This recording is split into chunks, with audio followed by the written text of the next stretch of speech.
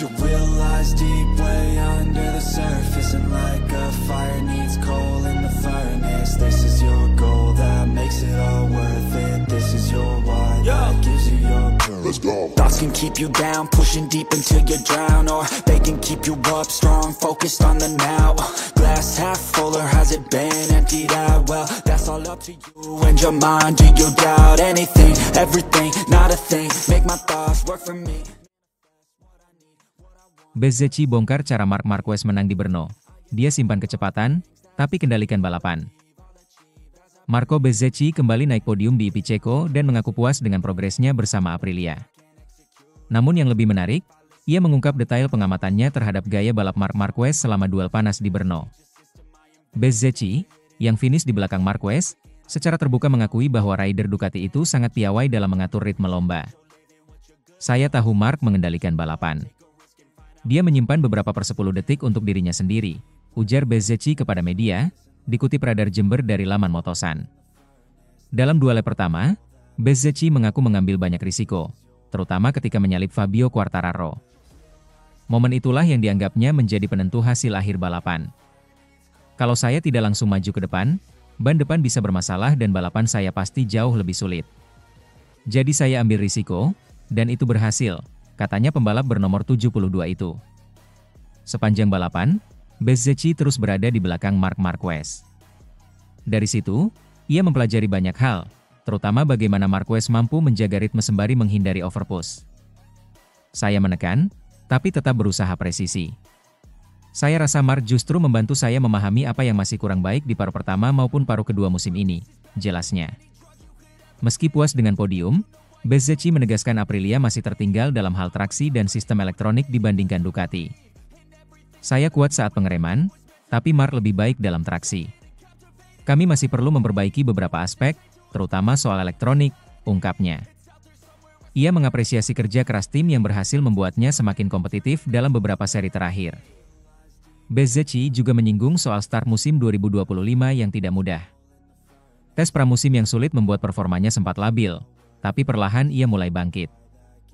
Awalnya berat, kami cepat tapi hasilnya tak sesuai harapan. Tapi sekarang kami makin percaya diri dan performa terus membaik, ujarnya. Bezzecchi berharap tren positif ini terus berlanjut setelah libur musim panas.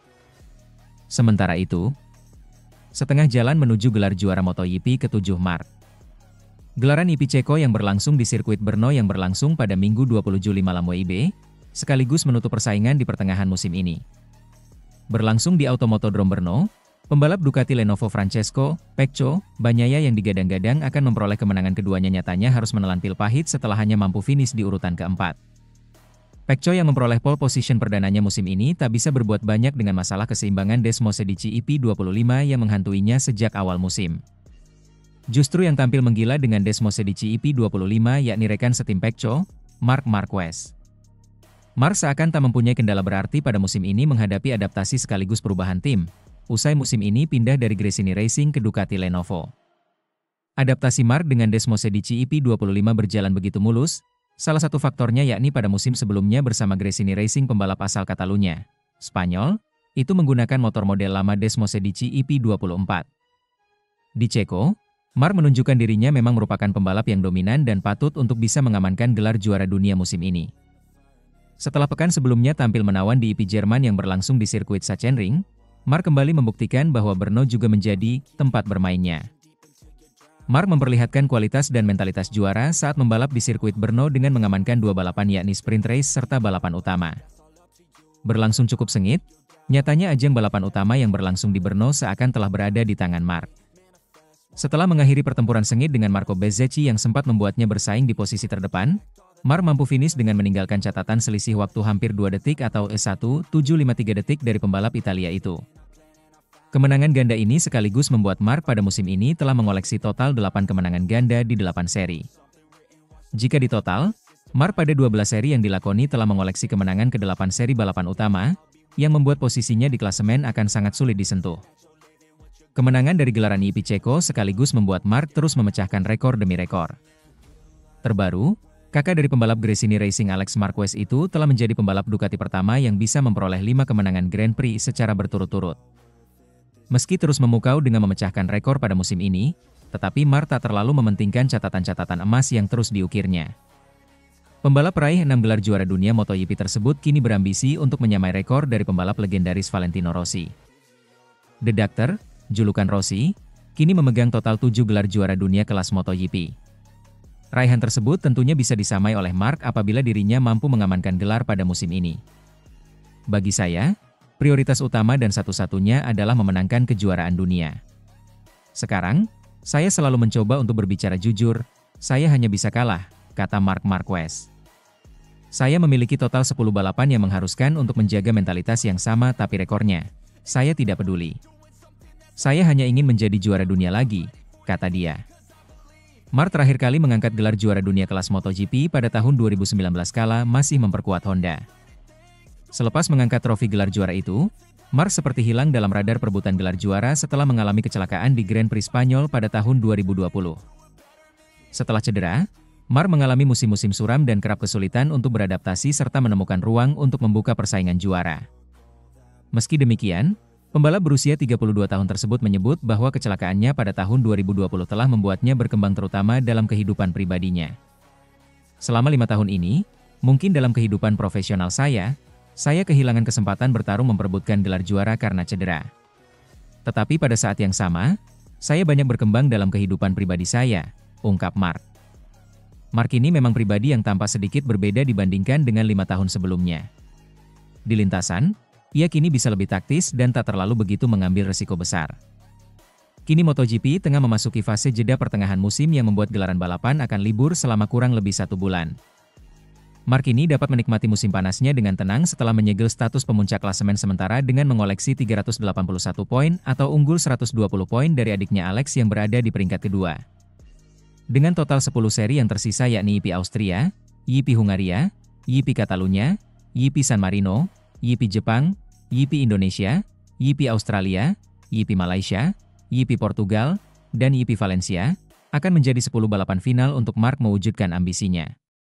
Meski demikian, Mark tak ingin jumawa dengan posisinya yang tengah memimpin klasemen sementara.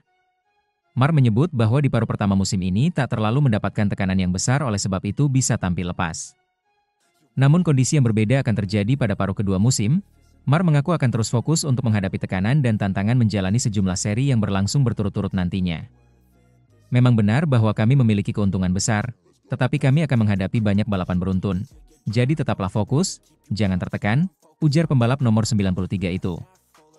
Berkaca dari peta persaingan paruh pertama musim ini, Mark tentu akan berada dalam persaingan gelar juara dunia dengan menghadapi sang adik, Alex dan rekan setimnya, Pecco. Namun hal tersebut juga bergantung pada seberapa konsisten Alex dan Pecco mampu mengganggu dominasi Mark dalam sisa 10 seri ke depannya.